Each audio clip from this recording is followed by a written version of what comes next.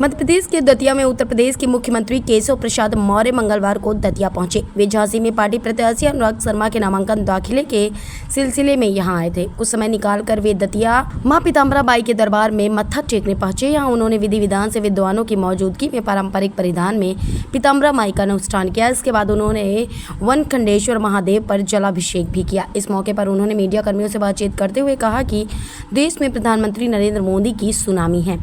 आगामी 4 जून को शाम 4 बजे 400 सीटों के नारे के साथ ही भाजपा देश में तीसरी बार सरकार बनाने जा रही है। इसमें अकेले भाजपा 370 सीटें जीत रही है, जबकि गठबंधन के साथियों को मिलाकर यह संख्या 400 के पार जाएगी। उन्होंने कहा कि भाजपा तोड़फोड़ की राजनीति में विश्वास नहीं करती है। इंदौर में अक्षय कांति बम के एन वक्त पर नामांकन पत्र खींचने को लेकर उन्होंने कहा कि कांग्रेस के भीतर उसके नेता सदस्य प्रताड़ित हैं, क्योंकि कांग्रेस अनुसूचित जाति, अनुसूचित जनजाति और पिछड़ा वर्ग की विरोधी रही है। इसलिए लोग कांग्रेस छोड़कर भाजपा में आ रहे हैं। दर्शन नहीं मिल पाए थे और आज उन्होंने कृपा करके दर्शन का अवसर दिया है। झांसी में भारतीय जनता पार्टी के प्रत्याशी श्री अनुराग शर्मा जी का आज नामांकन है। उस नामांकन के कार्यक्रम में आए हैं। हम लोग ये कह सकते हैं कि यूपी हो या एमपी हो, हम उत्तर प्रदेश की 80 की 80 और मध्य प्रदेश की 29 की 29 और देश में 370 भारतीय जनता पार्टी के कमल के फूल पर भाजपा के हमारे सांसद बनेंगे और 400 से अधिक एनडीए गठबंधन के बनेंगे। जनता के आशीर्वाद से भारतीय जनता पार्टी के पक्ष में एक तरफा लहर है। पूरा देश फिर एक बार मोदी सरकार 4 जून 4 बजे 400 पार का नारा लगा रहा है, उसके लिए समर्थन दे रहा है, आशीर्वाद दे रहा है। किंतु कांग्रेस ने कल कहा है कि वो ज़बरदस्ती दबाव डालकर जैसे उनके एक प्रत्याशी को विड्रॉ करवाया है। देखिए, कांग्रेस मुक्त भारत की ओर है।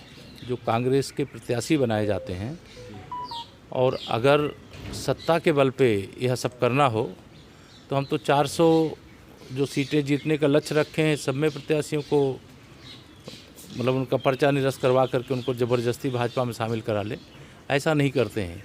कांग्रेस के ही अंदर जो काम किए उनको भी कांग्रेस से घृणा हो गई है, क्योंकि कांग्रेस कभी भी देश के हित में, देश के बहुसंख्य जिसमें ओबीसी, एससी, एसटी है, उसके हित में काम नहीं करती। गरीबों के, किसानों, महिलाओं, नौजवानों के हित में काम नहीं करती।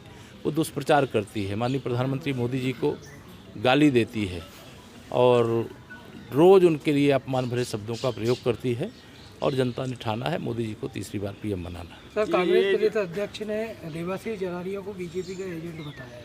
किसको? देवाशीष जरारिया को। ये कौन है, मैं नहीं जानता। बीएसपी प्रत्याशी। देखिए, कहूँ कांग्रेस जब मैंने कहा चुनाव में हार रही है और इस बार नेता विपक्ष का पद पाने के लिए जितने सांसद चाहिए, देश में कांग्रेस को उतने भी सांसद नहीं बन पा रहे हैं। 40 का आंकड़ा भी पार करना उनके लिए मुश्किल हो गया है। जो कांग्रेस शासित राज्य है वहाँ पर भी भाजपा एक तरफा जीत रही, जो भाजपा शासित राज्य है वहाँ भी एक तरफा हम लोग जीत रहे हैं। जहाँ गैर कांग्रेस, गैर भाजपा सरकार है वहाँ भी भाजपा की आंधी चल रही है। इसीलिए मैं कहता हूँ कि 2014 में मोदी जी की लहर थी, 2019 में मोदी जी की आंधी थी और 2024 में मोदी जी के नाम का तूफान चल रहा है, सुनामी चल रही है। अब की बार 400 पार। राहुल प्रियंका का कुछ असर पड़ेगा दौरे का? ये क्या, राहुल प्रियंका 2014 में नहीं थे, 2019 में नहीं थे, 2017, 22, 18 और 23 ये यूपी एमपी के अगर मैं विधानसभा का कहूँ उस समय भी ये लोग थे। लेकिन जनता भाजपा के साथ है, मोदी जी के साथ है, कमल के फूल के साथ है, विकास के साथ है, सुशासन के साथ है, सुरक्षा के साथ है। देश को विश्व में नंबर 1 बनाने के लक्ष्य को पूरा करने का काम मोदी जी के नेतृत्व में हो सकता है, यह लोगों का भरोसा है। यही भरोसा हमारी जीत का आधार है। धन्यवाद।